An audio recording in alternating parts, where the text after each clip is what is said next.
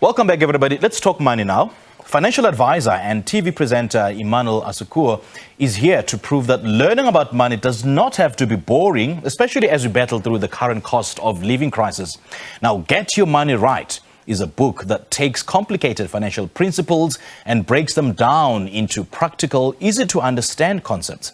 It shares stories of clients Emmanuel has helped, describing the mess they were in before they met him and giving specific tips into how he helped them out of their situation. He joins us now this morning to share more about the book. Emmanuel, very good morning. Good to have you on the show.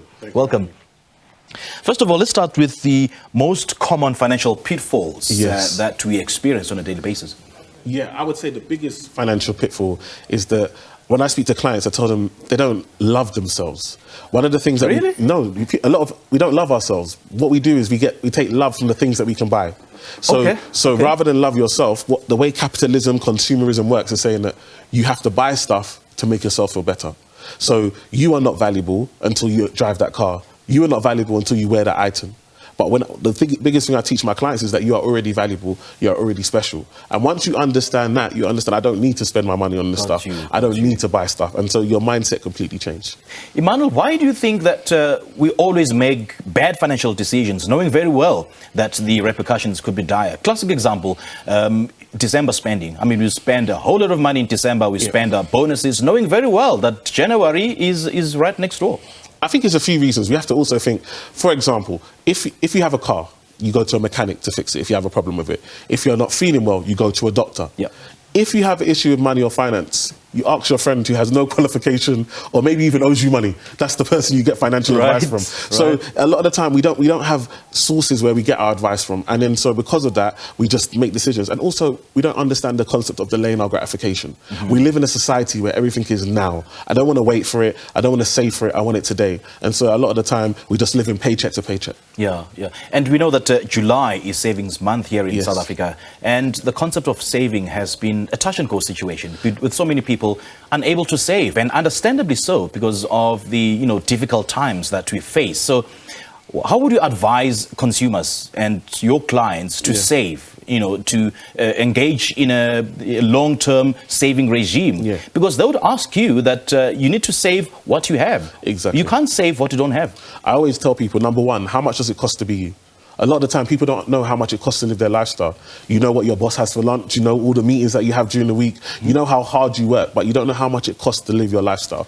Number two, needs versus want. Do you understand the difference between what you need and what you want? And are you regularly checking your bank statements to see where is your money going? Are you spending it on needs or are you spending it on wants? And then number three, for a lot of people, they have one income.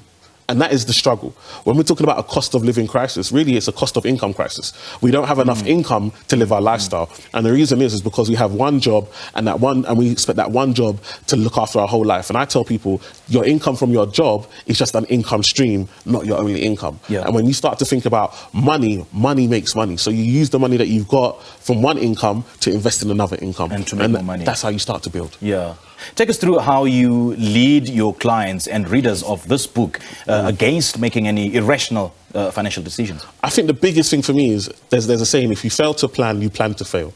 And for a lot of us, we don't have a plan for our money or even a plan for our lives. We just get up, we work, we make money, we spend money, and we repeat. So for me, it's about, with my clients, is what do you really want? What do you want to achieve? What's important to you? Because, for example, if I know I want to buy a house, if my friend buys a new car, I won't feel jealous that they're buying a new car. I won't feel sad that I don't have a new car because that's not my goal. I know what I'm working towards. But if you don't have a goal for yourself and plan for yourself, you'll go onto social media and you'll start to want to live everybody else's dreams and everybody else's plans. So it's really important to have a goal and plan for yourself and then have somebody that's holding you accountable. Because another thing is, we don't have people that hold us accountable. We keep it all in our head and keep it to ourselves. And so when things get tough, we just make decisions that, oh, I'll give up, or I'll try again later. But if you start sharing your goals, sharing your dreams with people around you, they can hold you accountable to achieving them. Financial advisors always advise us against taking up any form of debt. But there is bad debt and there's good debt. But one may argue that debt is debt. No, definitely debt is not debt. It's all about how you use it. I'll give you this example. So a lot of the time people say buying a car, getting a car loan is bad debt. And again, if you buy in a car just for your own personal use and that car is going down in value, yes, that could be considered as bad debt.